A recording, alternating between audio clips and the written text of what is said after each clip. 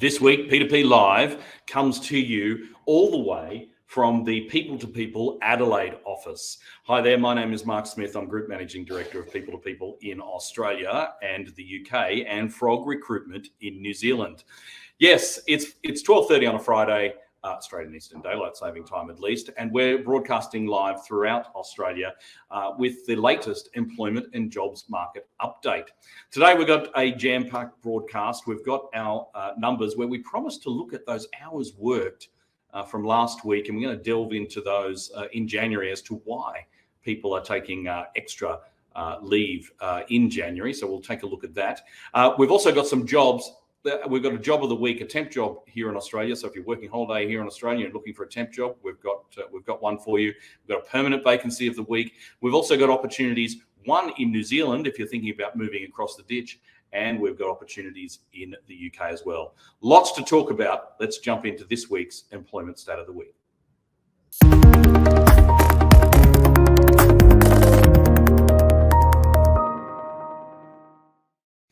So last week we looked at the jobs. So we looked at the number of hours worked in January and how it was seasonally adjusted. It declines in January. So what we thought we'd do this week, as promised, is outline what the reason is for people taking that extra leave. So let me just explain this to you. So the chart that you're looking at shows the proportion of employed people working fewer hours than usual in January. So the total proportion of employed people working fewer hours in January this year was 55.6% of people worked fewer hours in January this year. That was 2.1 percentage points higher than January 2017, so way before, so you can see on the graph here, way before the pandemic, mainly reflecting more people than usual being on annual leave and other related leave, but 1.3 percentage points below where it was in January 22. So in January 22, more people than usual are away from work sick, no surprises there with COVID, in addition to higher than usual rates of annual and other related leave. So the last week we were talking specifically about sick leave, and you can see that is the dark blue line. That's where it's noted on the graph there as own illness or injury or sick leave. And you can see that proportionally it's in line with where it has been historically, except for last year. So that was that sickness that really meant that people were working fewer hours in January 22. So an interesting stat there. So if you'd like more details, a big shout out to the Australian Bureau of Statistics, and we'll see if we can get a link to the ABS to this information so that you can explore it yourself as to why people were working more or less in January of 2023. That's it for this week's employment stat of the week.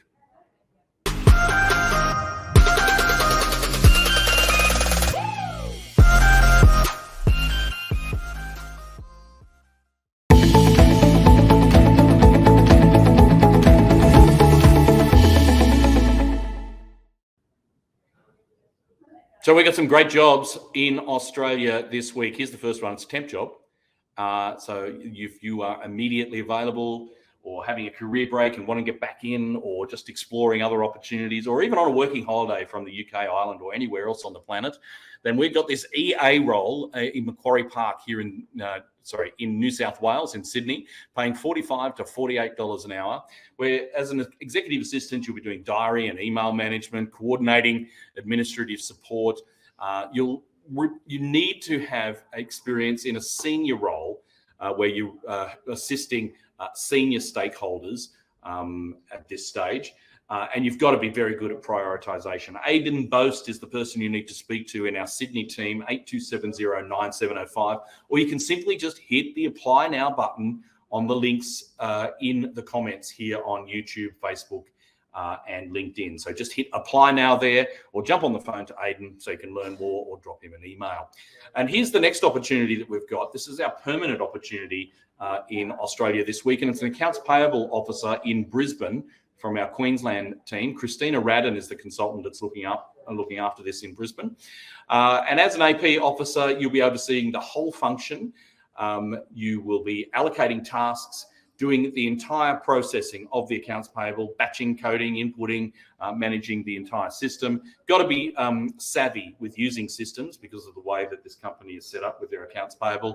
And you've got to have excellent written and verbal communication skills. So get in touch with Christina, christina.radden@people2people.com.au, or call 07 3118 0125 to speak to her directly, or just simply hit apply now in the comments next to the image, or just below us here on YouTube, LinkedIn, and Facebook.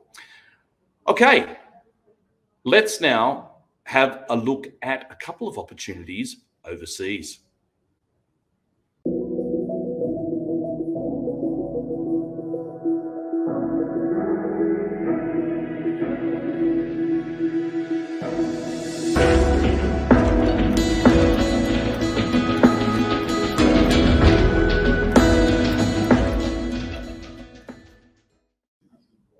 So you're a working holiday maker, or an Australian returning home, or an Australian thinking about going to the UK. Here's this permanent opportunity that we've got in London. 33 to 35,000 pounds a year, providing excellent service to customers as a sales manager, working with interior designers and architects. So ideally, you've worked within interior design, textile furnishings, or worked in a showroom before, have an excellent manner with customers and a passion for sales and delivering the best service. Hannah Scanlon from our London team is the person that you need to chat to learn more about this particular role. Or you can simply hit apply on in the links that we've got here, or give her a call on the number that is on the screen. Remember, if you're calling from Australia or New Zealand, +44, then 7436 703 099 is the best number to get her on. Now, we also have another opportunity in New Zealand. But for this one, we've got a video. So let's roll the tape on that one, Jacob.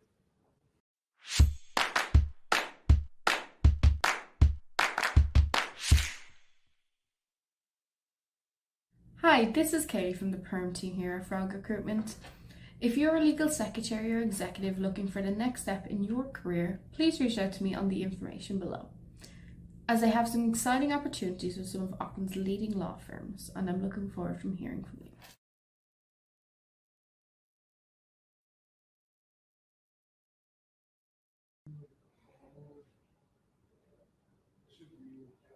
Okay, so it is International Women's Day this week, celebrated throughout the world. And I know that we mark the day with an internal webinar at People to People on Wednesday.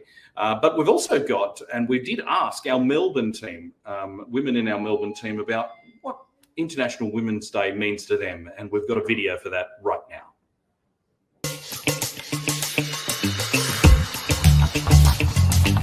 What does International Women's Day mean to you? What does International Women's Day mean to you? What does International Women's Day mean to you?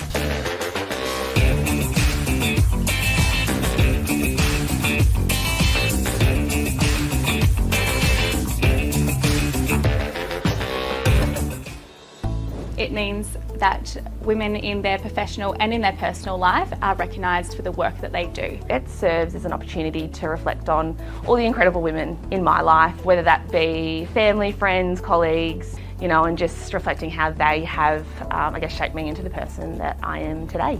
I love celebrating women because People to People is, I think, 98% women-led within the executive and senior leadership teams.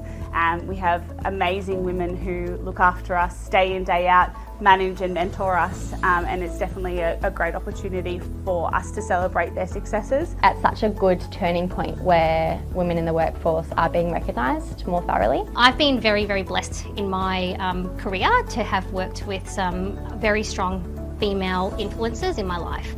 International Women's Day is a really important day to look back at where women have come from and look to the future in terms of where we can grow and what else we can do in businesses and in the environment as well. I actually come from a sporting background, and I was very fortunate to have trained and been an athlete alongside some of the most empowering and strong women I've ever met. At the time, no one ever thought that women could rival men when it came to their abilities in my sport. However, in my career, one of my teammates actually was the first female in the world to perform a skill that was to the same degree as the men. And just knowing that it's possible and actually seeing it play out, that we actually can push the bar as far as we want. There's no ceiling. Though it's a sporting analogy, it is the same for the professional industry, for our careers, for whatever it is that you're up to in your life. Actually having that belief is really makes a difference.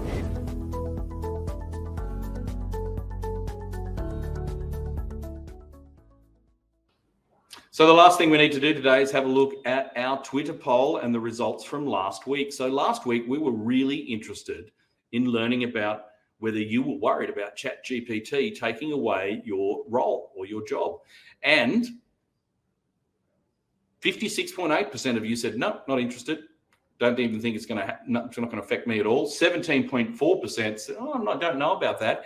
But a solid 1 in 4 of you said, yep, I could be made redundant by this chatbot or this AI.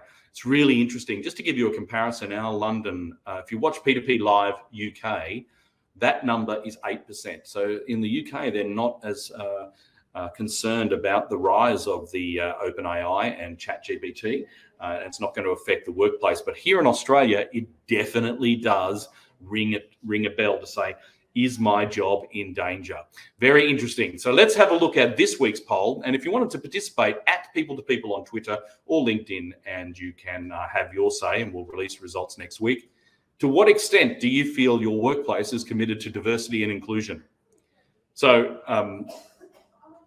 do you think your workplace is very committed to diversity and inclusion? Somewhat. Not committed at all, or I'm not really sure, well, just put your comments on there at People2People on Twitter or on LinkedIn, and we'll release those next week.